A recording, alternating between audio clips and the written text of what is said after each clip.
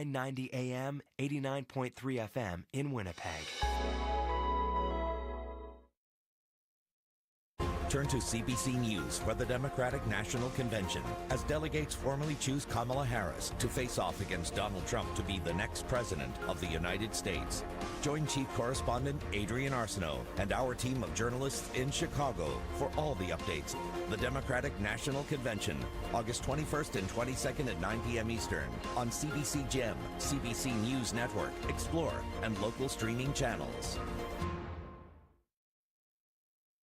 You know the feeling of finding a really good podcast? Or the feeling of someone always being there, like your favorite radio show? Stream CBC Podcasts, CBC Music, and CBC Radio anytime, anywhere. Download.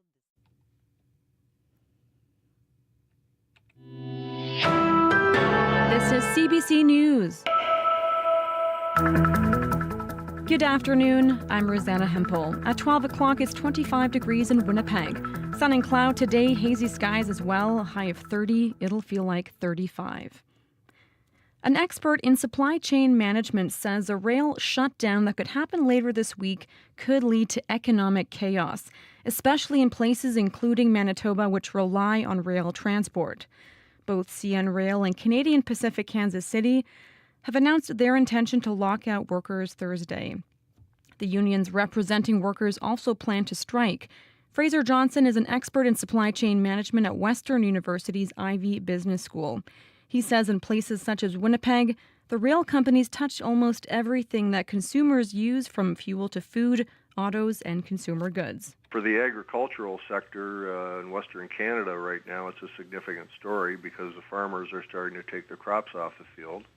And the supply chain in the agriculture sector is designed to move it towards export as opposed to storage. So there aren't a lot of options.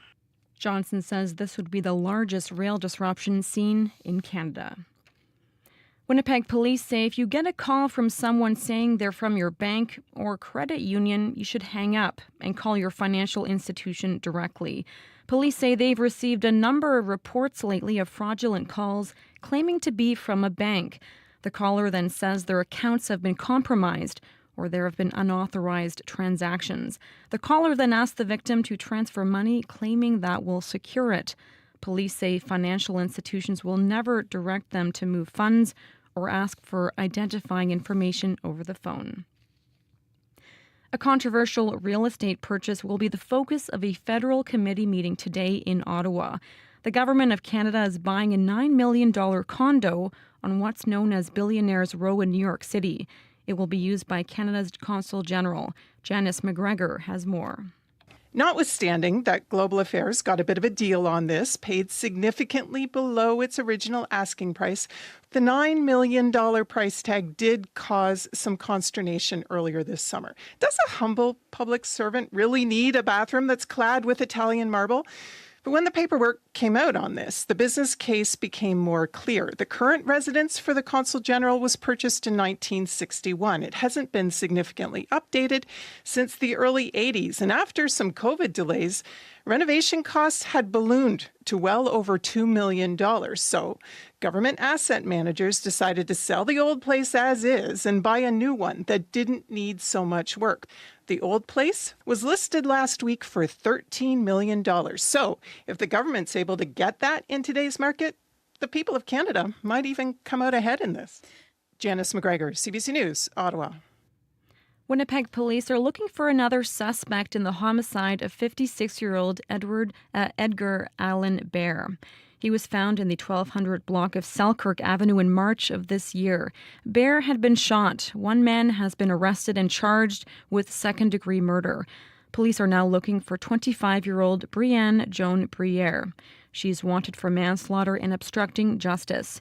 If you have any information on her whereabouts, you're asked to contact police or Crime Stoppers.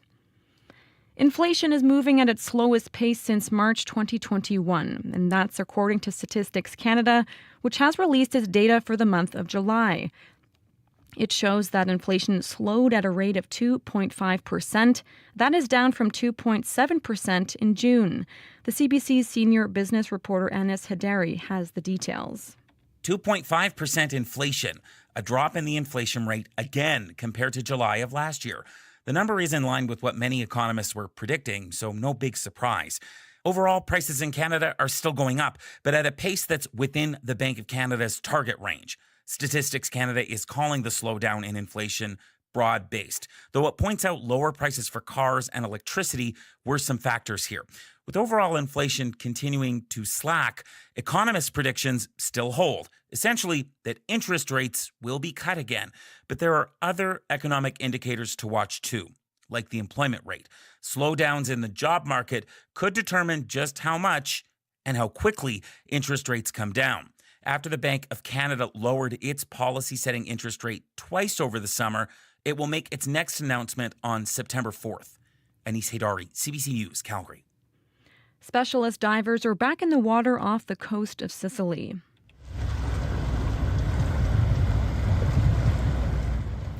They're searching the site of a sunken super yacht. The wreck of the yacht is 50 meters below the surface. The bodies of 6 people are still believed to be on board, including British tech tycoon Mike Lynch. But it appears debris and furniture is making it difficult for divers to reach the below-deck cabins. The super yacht was hit by a severe storm yesterday. The test launch of a rocket engine in Scotland has ended in a spectacular failure. Images show an explosion followed by the rocket becoming engulfed in flames. The new spaceport is located on a remote Scottish island. It's being billed as Western Europe's only fully licensed vertical rocket launch port. No one was hurt. And that is the CBC News from Winnipeg. Your next local CBC News is at 12:30.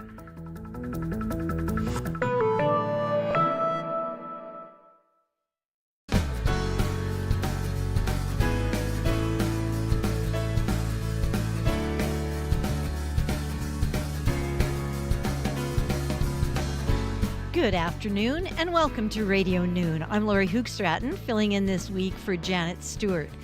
Lots coming up for you on the show today, and of course our call-in portion of the show is the most fun part, at least for me, lots of the time. And we want to know today, are you trying to gain a foothold on the real estate ladder? New mortgage amortization rules mean you can pay off a mortgage over 30 years now instead of 25. But is that a good thing? Are you worried about how to get a mortgage in the first place? Coming up, we'll have a mortgage specialist to answer all your questions. And also, say cheese. Now say international award-winning cheese. We'll talk to the Manitoba maker of Brazilian-style cheeses at 12:15. But right now, how might the threatened railway strike or lockout affect Manitoba's industries and consumers?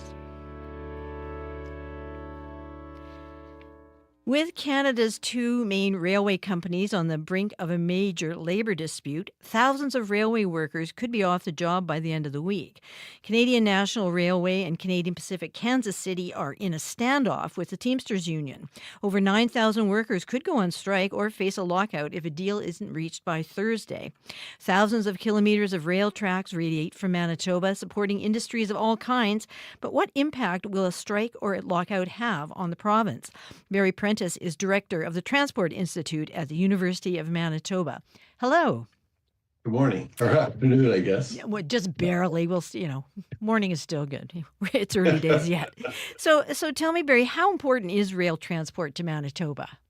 Oh, it's very critical. I mean, this is a rail province. If you think about it, before the railway came here, we had nothing but a stone fort and a fur trade to be an economy, and the railway opened it all up. So. And it continues to be critical to many of our industries that we have today. So can you describe some possible impacts? Well, certainly it depends on how long it lasts. And the impacts will come, even if it's a short strike or lockout. For every day that the railway loses, it takes about a week to feather that product back into the rail line along with all the other stuff that's moving. So a 5 to 7 day or 10-day lockout could be a couple of months of congestion, but we can get past that, obviously. And impacting which industries in particular for Manitoba?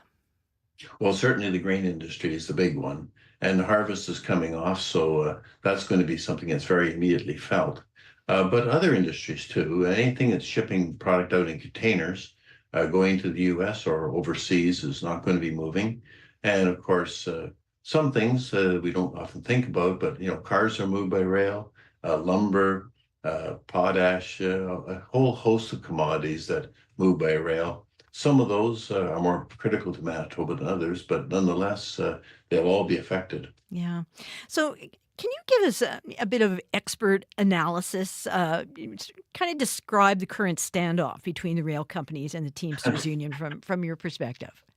Well, of course, there's a lot of details that we don't really know because the railways and the union, it seems to be about working conditions and working rules.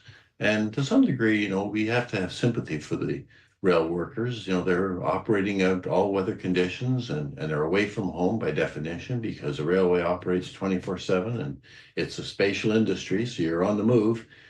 So it's not quite the same as a lot of jobs. And in some ways, you might think of it being more like the job of a truck driver who's also away from home. And we certainly sympathize with that. But people aren't as aware of what the railways actually do.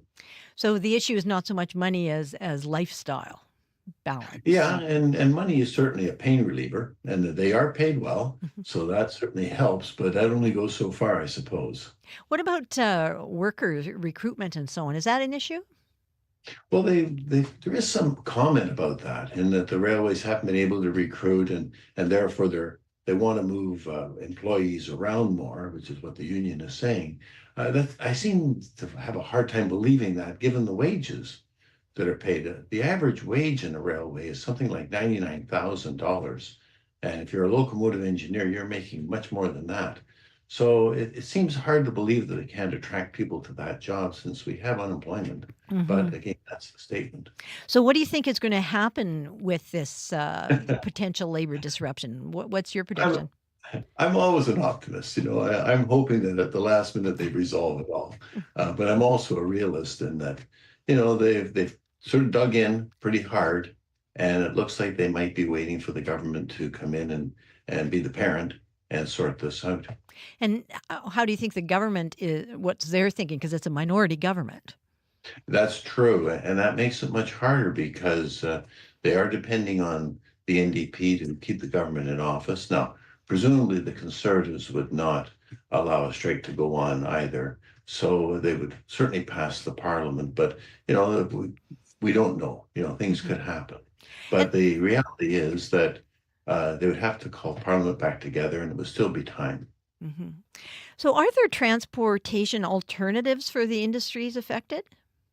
It depends. Certainly they've embargoed freight coming in, containers from the port, and also product coming from the U.S. I suppose some farmers could take their crop by truck across the border, or BNSF would handle some, but it'd be pretty small. I mean, there are a few minor workarounds, but there's not too much option to the railway in Western Canada. And just as a final question, how will Manitoba consumers be affected if there is a labor disruption? Well, probably not too much because most stores do have stocks and there's some buffer. I mean, we're in a just-in-time economy now, so they don't have as much as certainly in the past. But the railway typically moves bulk products, sulfur and coal and grain and lumber and what have you. So those things are not ones that we actually are affected as consumers. Things coming in containers would, but again, that's a matter of it's sort of hit and miss. You may be unlucky person who is expecting something coming in a container or a essence and you won't get it. But again, it's a function of how long this lasts. Well, we'll adopt your optimistic view, and I'll just thank you very much for being with us on Radio Noon. My pleasure. Bye-bye. That's Barry Prentice. He's director of the Transport Institute at the University of Manitoba. And tomorrow we will speak with the president of Keystone Agricultural Producers about how farmers might be impacted. Your neighborhood, your community, your country, your world, your news. Your news that matters. News that belongs to you. Your World Tonight. Every night, 7 days a week on CBC Radio 1. On demand on the CBC Listen app and everywhere you get your podcasts. Food, art, music, dance, and more. Cultivation Festival FAMD is back August 19th to 25th. Proudly sponsored by CBC. Come celebrate Manitoba's rich Filipino culture with events taking place all over the city, like Ceremonia, an all-Philippine X art exhibit, Lupa Ay Bahay, a Filipino indigenous craft exhibit, and Sala, a Filipino film festival. Visit cbc.ca/Manitoba/community for details.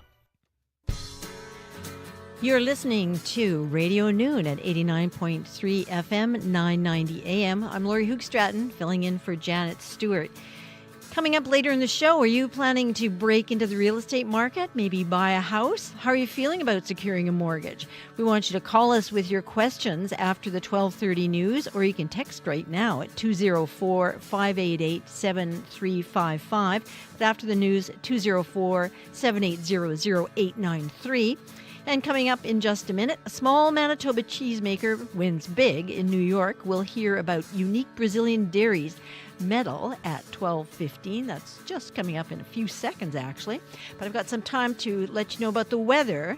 Riley says high of 29 today with a mix of sun and clouds, down to 18 tonight in the Winnipeg area, 27 on Wednesday, 25 on Thursday, warming up again on the weekend, Friday 28 and Saturday 30, and staying warm over the weekend, 29 Sunday. Wow, it's still summer out there.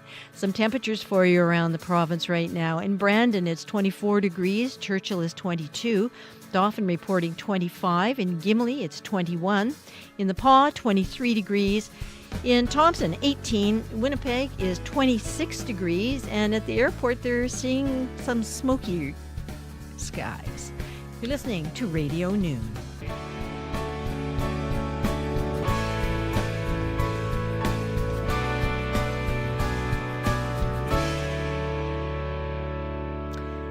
It is 16 minutes after 12 o'clock. A Manitoba cheese company has some of the top cheeses in Manitoba. Unique Brazilian Dairy, based in the Steinbach area, won a second prize at the American Cheese Society Conference in Buffalo, New York. Their Brazilian-style cheese was honored in front of more than 1,500 of North America's finest cheesemakers, and the owner-in-chief cheesemaker at Unique Brazilian Dairy is Fabioli Della Pria. She was there in person to accept the award for the little cheese company that could. Good afternoon. Good afternoon.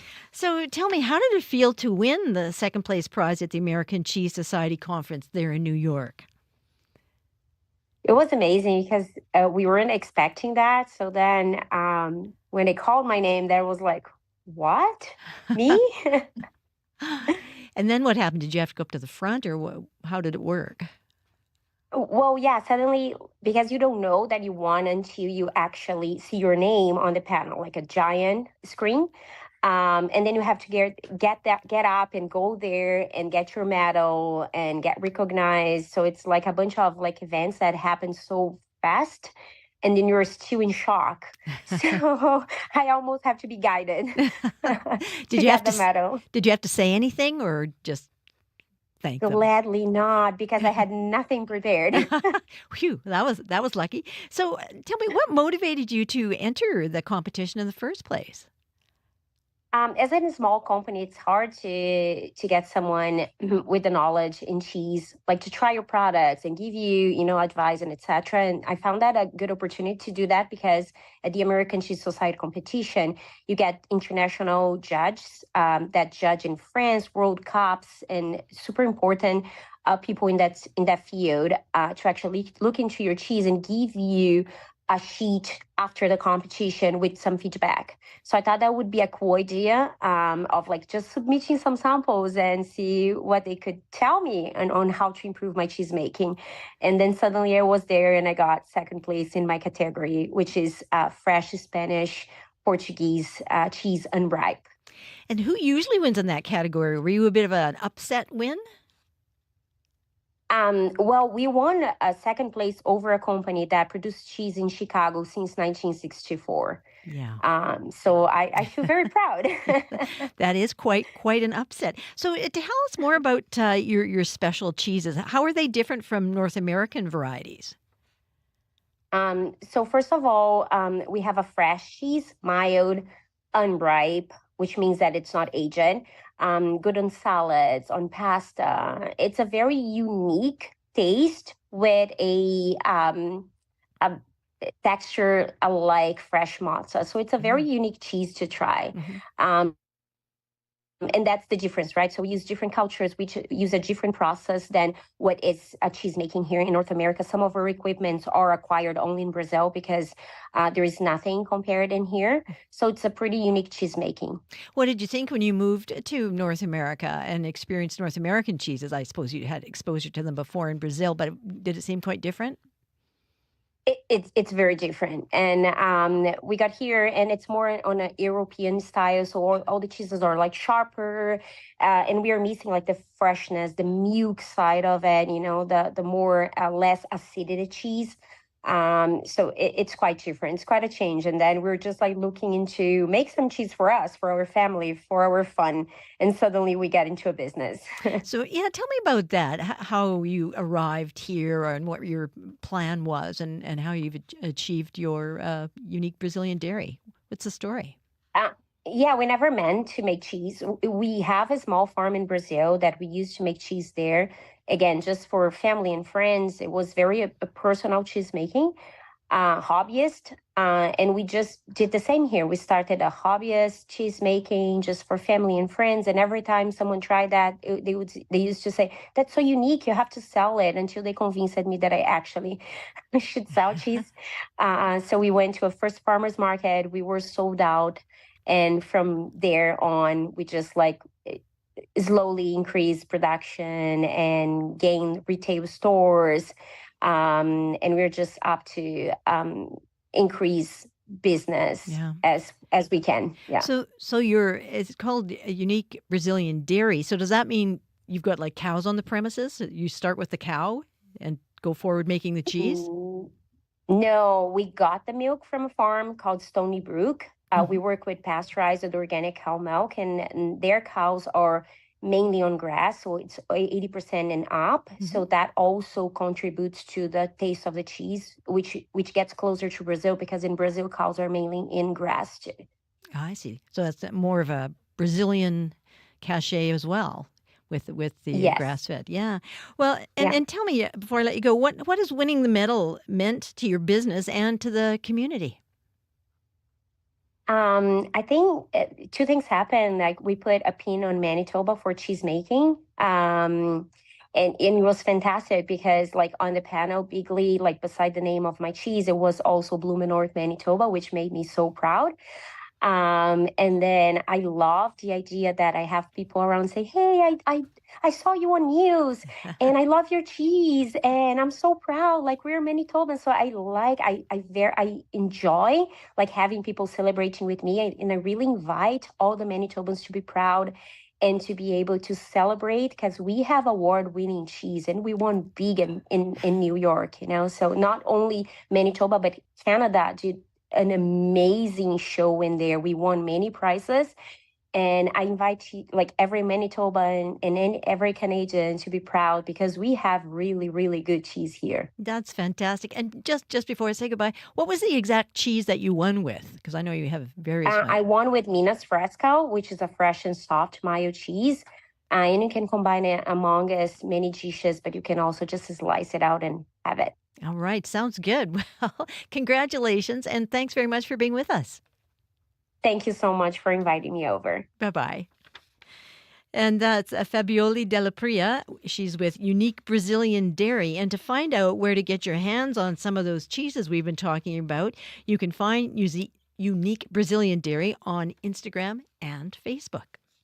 You have lots of questions about your own life and this really complex world around you. I'm Sarocha Coelho. I'm the host of the new live call-in show, Just Asking. I take your questions about what's in the news or your finances, health, even your relationships, and then throw them to an expert. Just Asking. Let's figure it out together. Just Asking with Sarocha Coelho. Live Saturday afternoon at 5 Eastern, 2 Pacific, and on CBC Listen. You are listening to Radio Noon. It is 24 minutes after 12 o'clock. Fans of Canadian country legend Ian Tyson can buy something once owned by the late singer-songwriter rancher. Ian Tyson died back in 2022, and today the estate of the legendary musician is selling off 300 of his personal items on an online auction. Everything from furniture and art to some well-worn cowboy boots are on the auction block. Kevin King is the president and owner of Hall's Auction Services in Calgary. There's all sorts of things from the estate. The neckerchiefs obviously are a pretty distinct item. There's artwork. The Navajo rugs, I think, are going to attract a lot of attention from people. There's Southwest pottery. There's bits and bridles. There's cowboy hats, cowboy boots. You name it. There's all sorts of things. They all came from the ranch. We brought them back into town and cataloged everything. But Ian, he died several years back now, and the family's keeping a lot of the gold records and the couple guitars, and are going to be making donations into various museums. But we all have this stuff in our lives, so they just wanted to give back to the fans. You know, I think there were a couple sides to the man. There was obviously the performer, but going out to the ranch, it was a working Southern Alberta ranch. There wasn't a whole lot of the entertainment side of the man on display. It was kind of a no-nonsense place. It is an online sale, but it replicates the intensity of a live auction as well. There is an immediacy to the bidding. So there are some things that'll be quite expensive, but then there are others that are going to be bought quite modestly as well. So there should be something for everyone. Kevin King is the president and owner of Hall's Auction Services in Calgary, and the estate of Ian Tyson online auction sale ends tonight at 8 o'clock our time, I guess. And you can see all the items up for bid online at hallsauction.com. Well, just coming up right now, the latest release from Winnipeg musician Ariel Posen. This is Without You.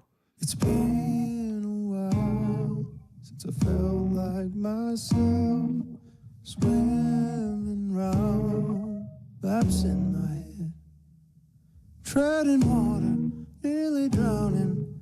Am I out of my depth? Throw me a line. I miss the things I never thought I'd miss. I'm feeling the weight of loneliness. Echo chamber, once a stranger, but now my best friend. Give me a sign. You're stuck in my mind. How the hell do I get through like I used to? Can't find the truth. How the hell do I get through? Am I supposed to without you? Try to find what it felt like inside. Been gray since we turned out the light. If you're listening in the distance with a tear in your eye, believe me, so am I. You're stuck in my mind. How the hell do I get through like I used to? Can't find the truth. How the hell do I get through? Am I supposed to without you? Can calm the storm in my head. Yeah, I try to forget, but it's like nothing is left. I can't be where you are.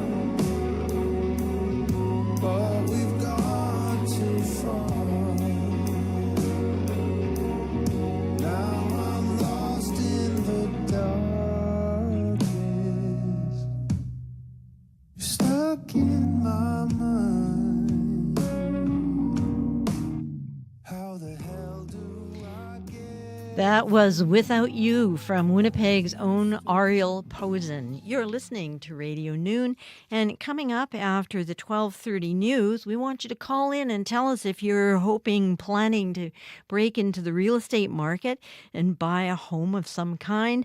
But how are you feeling about securing a mortgage? The rules have changed, so it's now you can take 30 years to pay it back instead of 25. Is that going to affect you?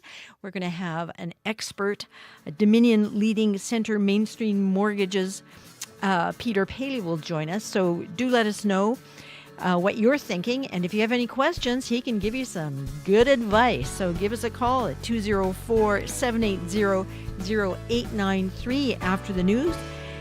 And the news is next.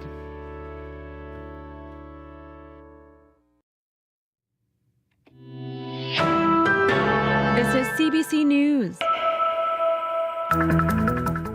Good afternoon, I'm Rosanna Hempel. At 12:30, it's 27 in Winnipeg.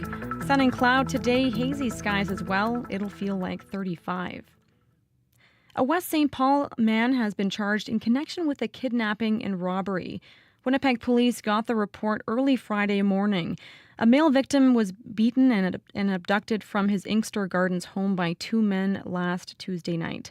One of the pair is known to the victim. Police say the men took him to an undisclosed location where he was sexually assaulted. His passport and phone were also taken before he was eventually released. 34-year-old Gurpreet Venewal faces nearly a dozen charges. He remains in custody. In Manitoba, there are calls to revoke the appointment of a new senator from the province. Charles Adler is a columnist with the Winnipeg Free Press and a former radio talk show host. He was appointed to the Senate this past weekend. But as Cameron McIntosh reports, Indigenous leaders and at least one Liberal cabinet minister say there are better choices. Let me cut to the chase here. He wasn't on the track. On air, Charles Adler always had a reputation for not holding back. It made him fans and detractors. Now he's going to the Senate. Well, I got the call 10 days ago from the PM. And took my breath away. Manitoba's First Nations chiefs say the appointment should be rescinded over comments 25 years ago. Adler called some Indigenous leaders boneheads after a protest at the Manitoba legislature. Kathy Merrick is Grand Chief of the Assembly of Manitoba Chiefs. Doesn't come as something that we will tolerate. It's 2024. At the time, the Broadcast Standards Council deemed his comments fair. Meanwhile, Liberal Cabinet Minister Dan Vandel says there are more qualified people. Adler doesn't disagree. He's probably right. Adler says he'll sit as an independent. Cameron McIntosh, CBC News, Winnipeg. Statistics Canada says shelter costs are still the main driver of inflation as Canadians face significantly higher rents and mortgage payments. The agency says the country's inflation rate fell to 2.5% last month from 2.7% in June. It says despite continued high housing prices, the shelter price growth for July slowed to 5.7% year over year and was also down from 6.2% in June. Most forecasters expect the Bank of Canada to cut its key rate by a quarter percentage point in September in the aftermath of these inflation numbers. And that is the CBC News from Winnipeg. Thank you very much. And now Riley Lachuk has joined us in studio. Tell us about the weather, Riley. Well, we're looking at another hot and humid one across southern Manitoba. Lori, things are changing, though, particularly if you're in western Manitoba, places like Swan River into the Pa Norway House as we get into the week, which I'll get into in just a moment here. Looking at some temperatures around the province this hour, 25 degrees in both Portage and Brandon, as well as in Dauphin and Swan River right now. 27 is where we're at in Winnipeg. 28 in Morden. Thompson right now at 21. Very quickly, I'll mention we have air quality advisories still in place for Lynn Lake, to Dooley Lake, into Brochet, as well as the God's Lake region into northeastern Manitoba. Wildfire smoke could lead to some reduced air quality throughout the day today. By and large, though, we're seeing sort of a mix of sun and clouds across the province right now. Mainly sunny skies here in the south, bit of clouds, some showers through parts of sort of north central Manitoba, and even a few bolts of lightning on the map right now, particularly around sort of Duck Mountain Provincial Park, south of Swan River into the Dauphin region as well, looking at a few sort of scattered showers. Not unexpected. Expect some scattered showers through western Manitoba, in particular through the afternoon. By and large, the rest of us looking at a mix of sun and clouds today. It's not till we get into Wednesday that things maybe get a little bit interesting. So we're starting the day tomorrow mainly sunny once again. For the Red River Valley, at least we're looking at another hot and humid one. But as we get into the rest of the afternoon hours into the western part of the province, expect some cloud to build in, particularly Riding Mountain National Park, Dauphin, Swan River, north to the Pas and Flin Flon. A few showers, pardon me, potentially. Maybe some rumbles of thunder. The best chance for that comes as we get into Thursday, though, as we see the main axis of this area of low pressure that will move across southern Saskatchewan through western and central Manitoba into early Thursday. That brings us a chance of showers here. A fairly good chance of some scattered showers generally across southern Manitoba, Laurie, as we get into Thursday. Doesn't mean it's a total washout, but certainly we're looking at a cloudy day Thursday with maybe a few scattered showers kind of province-wide. The best risk for thunderstorms, though, as we get into Wednesday and Thursday, definitely into western Manitoba, Dauphin, Swan River, even as far north as Grand Rapids into the Pas, potentially as we get through the later afternoon tomorrow. Quick look at temperatures for the afternoon here. We're looking at 29 in Winnipeg, 28 in Gimli and Portage la Prairie, 29s through Dauphin and Swan River with that risk of thunderstorms this afternoon. 27 for Wednesday. I've got us at 25 for Thursday with that good chance of showers. And then temperatures back up to around 30 as we get into the weekend once again. And humid on Saturday. Humid, yeah, And getting humid. hot. And that's with the thunderstorms. But at our house, we have our own personal thunderstorm predictor, which is our cat. Goes into the coat cupboard. if it's going to be a storm, where's Budgie? Our cat's name is Budgie. Don't know. That's a long story. But anyway, into the cupboard, and Doesn't it's like, get better than that. Ba-boom. Doesn't get better than that. Thank you very much, You're Riley. welcome. That's Riley Lachuk, and you can hear Riley this afternoon on Up to Speed between 3 and 6.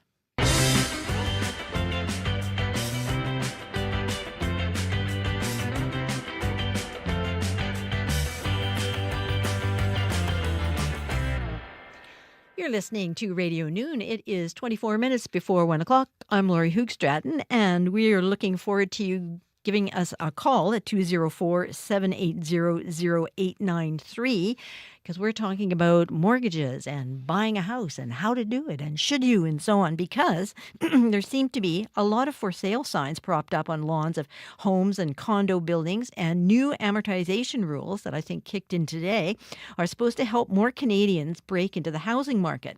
By stretching your mortgage payments over an extra 5 years to 30 years instead of 25, you can lower what you pay monthly. But will this really help you save money in the long run? Bigger picture, are you overwhelmed by getting a mortgage in the first place?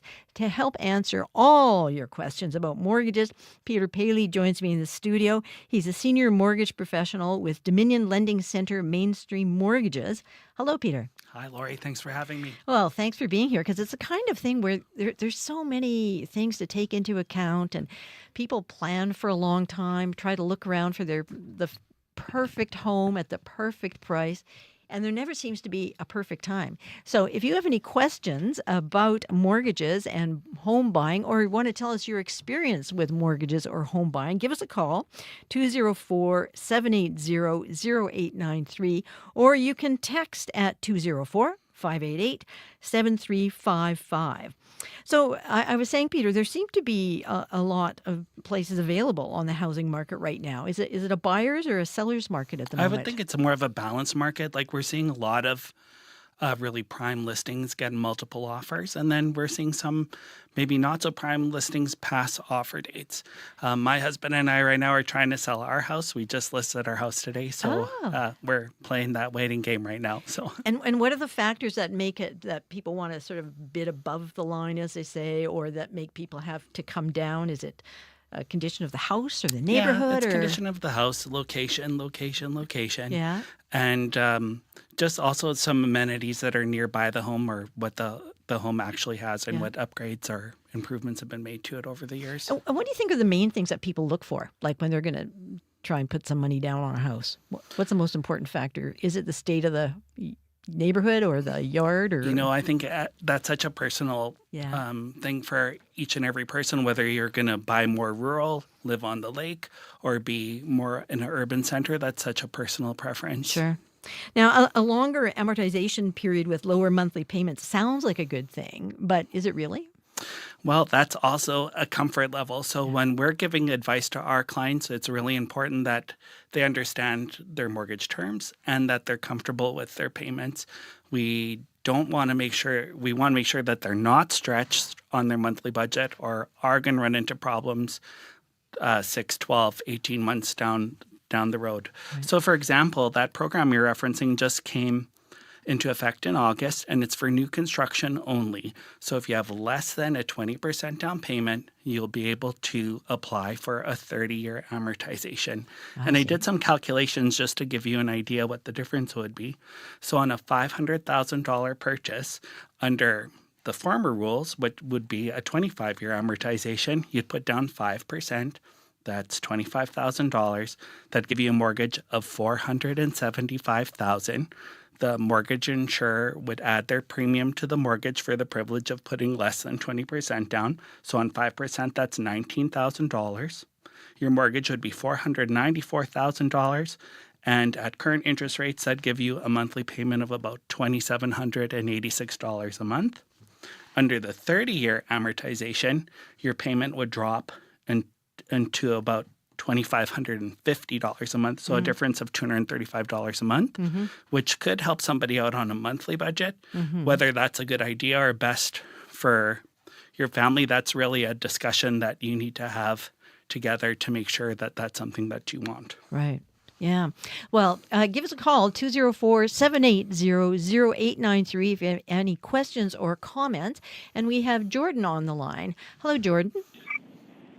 Yeah, I'm wondering about this change if we expect that it's more likely to trap people in markets like Winnipeg where we have a glut of condos and duplexes, row houses, etc., that are brand new builds being sold for far more than you could resell them for even in 5 or 10 years. If we're just basically trapping people or creating incentives for people to trap themselves into new builds, because this opportunity only applies to new builds, and again, they're first-time home buyers. So people thinking they're entering the market and then finding themselves trapped in their first home because if it's a new build condo or multifamily housing in say Winnipeg, it's an unusual market. It's probably 15 years before they can expect to sell it for the price they paid for it.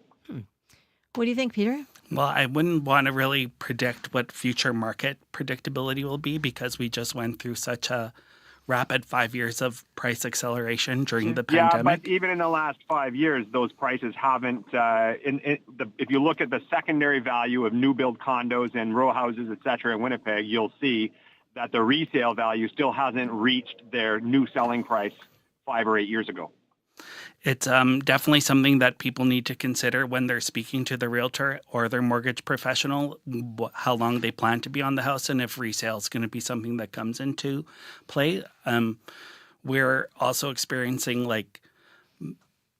massive population growth. So as there's less supply, prices will tend to go up. So it's really hard to predict what the future is going to hold for people who are buying those condos and row houses. Jordan, thank you very much for raising those points. An opportunity for developers to take advantage.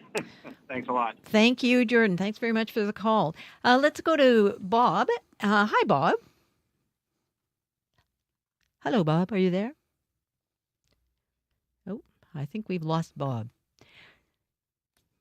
Oh, we'll see if we can get Bob back online. Give us a call back, Bob, 204-780-0893. Well, Peter, in this little pause, I'll ask you, people with variable mortgages have been hard hit by the climbing interest rates in the recent years. Now it looks like they might be falling, like little dominoes. So what can we expect this fall with possible lower interest rates? Well, I'm not really in the prediction business because it's a tough business. And if I was really good at it, I'd win the Lotto Max every week.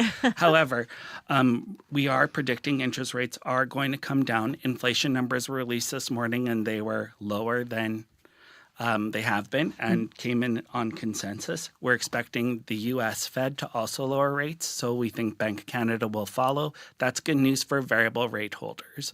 And I think it's really important to make the distinction that when the Bank of Canada lowers rates, that affects variable rate holders.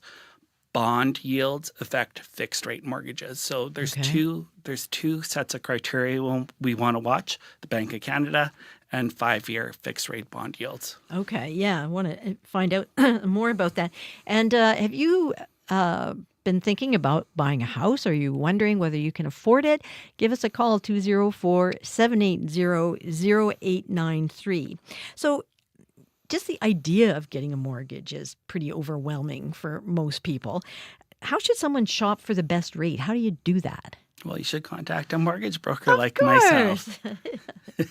Call Peter. He'll fix everything. So I think the most important thing is to really be honest with yourself and understand what your household budget is. So if you're currently renting and you're used to paying $1,500 to $1,900 a month rent, when you have a house, there's going to be additional costs that you might not really foresee as a home renter. And I remember back in 1997 when I bought my house, I've been living in my house for 3-4 months and they got this bill, and it was a water bill. And I had to phone my mom, and I was 23 at the time. I'm like, we have to pay for water? I thought water was free. Yeah. So Wrong, it was just those little extra costs that you really want to take into consideration. So you have your mortgage, your principal, interest, your property taxes, your house insurance, your utilities, and the list goes on. So you want to make sure you really do a good job budgeting and that the total monthly cost is within your monthly budget. And you want to take expert advice to make sure that they're telling you little secrets like, yeah, you have to pay for water now, Peter. Yeah, I tell everyone that story. Well, we do always hear people say it's just too expensive, like once they've done their due diligence and come up with what's bound to be a pretty big number. And you mentioned that this new regulation is for 30 years if your income... Yeah, and it's an option. You don't have to take it. You can always choose your amortization. Sure. But are there other first-time homebuyer programs available that people might not know about? So the Manitoba Métis Federation has an excellent program for Métis citizens that can give you up to $20,000 as a first-time homebuyer grant. It's very popular. Yeah. And of course, you can always do your home buyer's plan through your RRSP. There's the first-time home buyers savings account that most people are taking advantage of, and that gives you a tax credit in the following year. And if you do the RRSP, is the thing you have to pay it back in a certain In 15 years. 15 years, I see. And do a lot of people take advantage of that? Absolutely. If they have the money sitting in their RSP, they'll withdraw it and definitely do that. I hope they can get back in. And how much of a down payment should people expect to pay? So the minimum is 5%. And on top of the 5% down payment, you want to factor in your closing costs. So in Manitoba, average closing costs are going to be somewhere around 2.25% to 2.5%. So that's going to count for land transfer tax, your legal fees, title insurance, and other closing costs. Yeah. Give us a call. Tell us what your experience has been in getting a mortgage or thinking about getting a mortgage at 204-780-0893. And if you have any questions that or clarifications that you would like Peter to make for you, we have him right here. When you were talking about the 30 years over 25 and the difference was about 200 and something a month, that's pretty...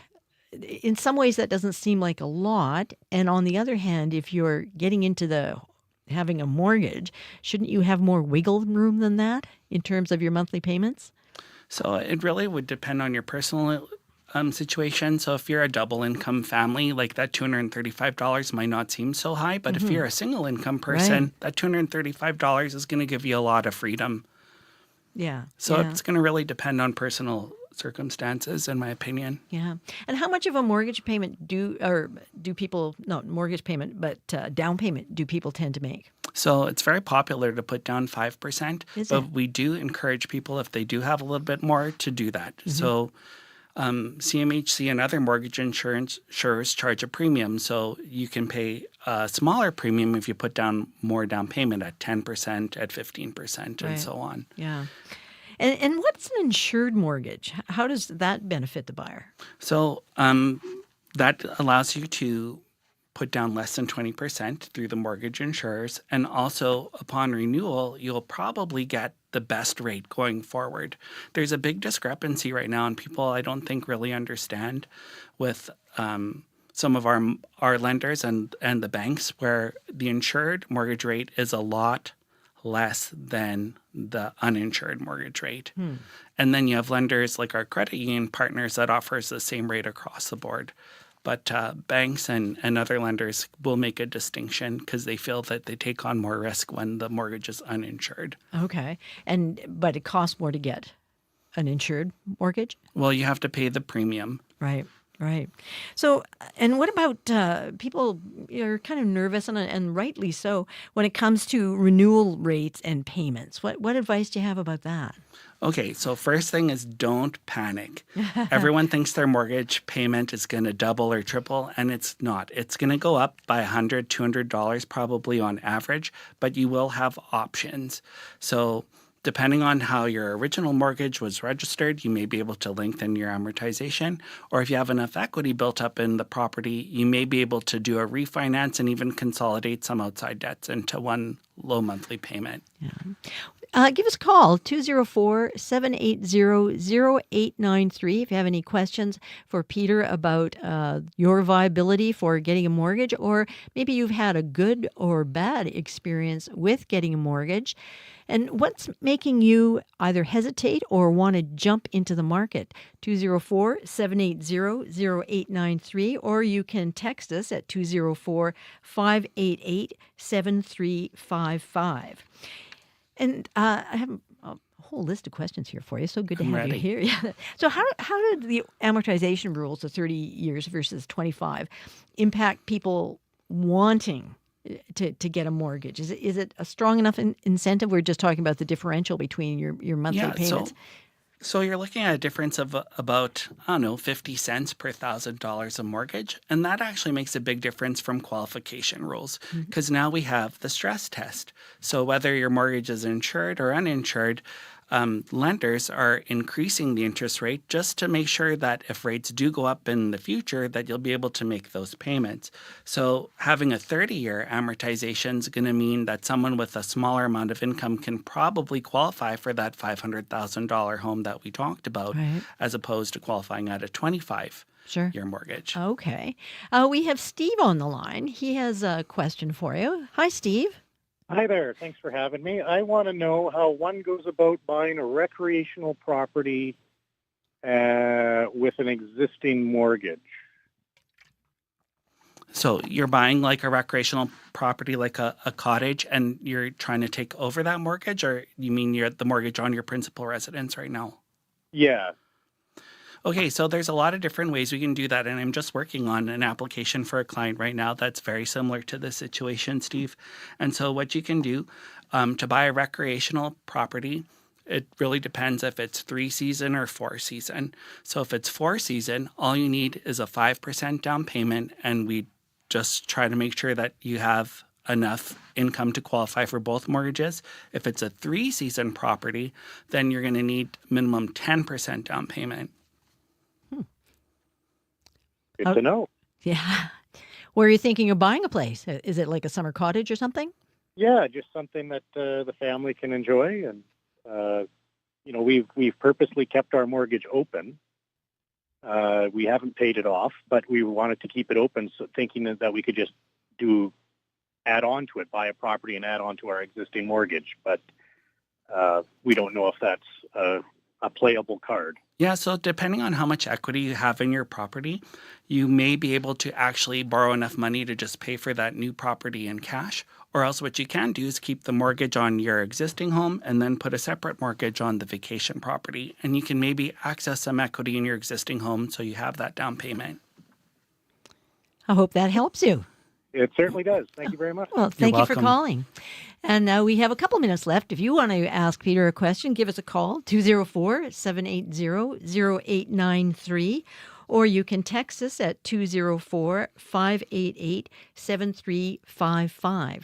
So how is this year shaping up for you? I was mentioning in the intro that there seems to be a lot of things for sale. Is this things going up, things going down? I feel like it's a really good balanced market, and it's probably the best market that I can remember in the last 10 years, to be honest, where the seller still wins and the buyer wins. And we're having a record year at our mortgage brokerage. Like, we haven't done as many mortgages as we have this year, and we'd like that to continue. And we're really excited about the future with the rates coming down, and if hopefully more affordable housing programs coming out. Yeah. Well, let's end on that very positive note. Thank you very much for being with us, Peter. Thank you so much. Bye-bye. That's Peter Paley. He is a senior mortgage professional with Dominion Lending Center Mainstream Mortgages. We've just got a couple of minutes. We've got room to squeeze in a song. Let's hear from Madeline Roger. This is Fever Dreaming.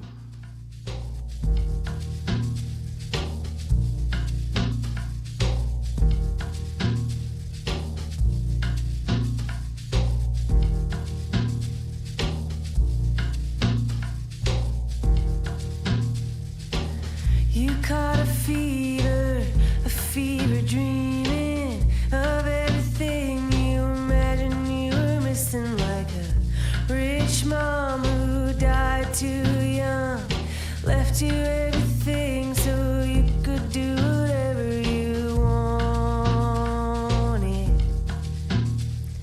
Quit midway through college, upgrade your electronics, move to the coast of Portugal, tell yourself you're not horrible for fever dreaming, fever dreaming, fever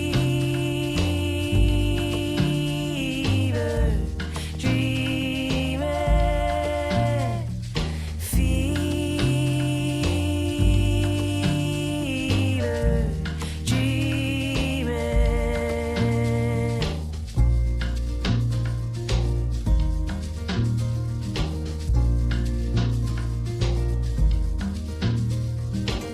You broke your fever thinking of everything you adore about living, like the smell of Earl Grey in the morning, the one you love just sitting there smiling at you.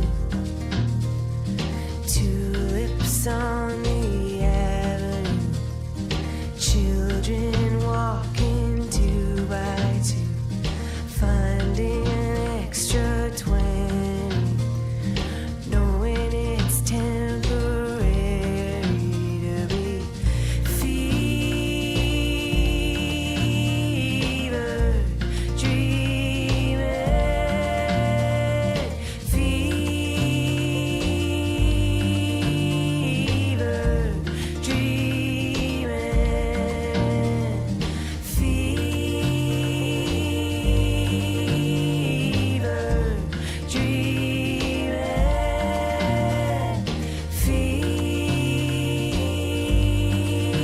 fever dreaming.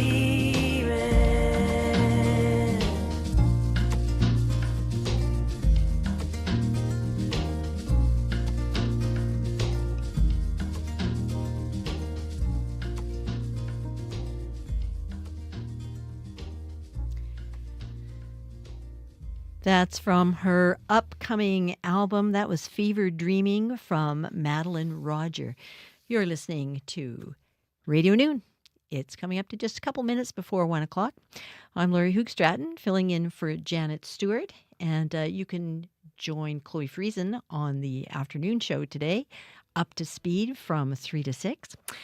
And also, tomorrow on the show, we're going to be talking to Jill Verwey. She is the president of the Keystone Agricultural Producers, and we're going to get her perspective on how a possible labor disruption with the railways either going on strike or being locked out might affect Manitoba producers. So do join us to hear what she has to say, because the farmers are, of course, getting their crops in, and grain is one of the main things that moves on the rails.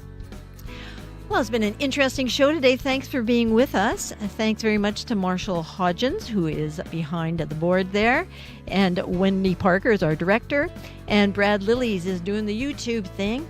It's been very nice being with you, and I'll see you again tomorrow. Nice and warm out there. Wear your hat.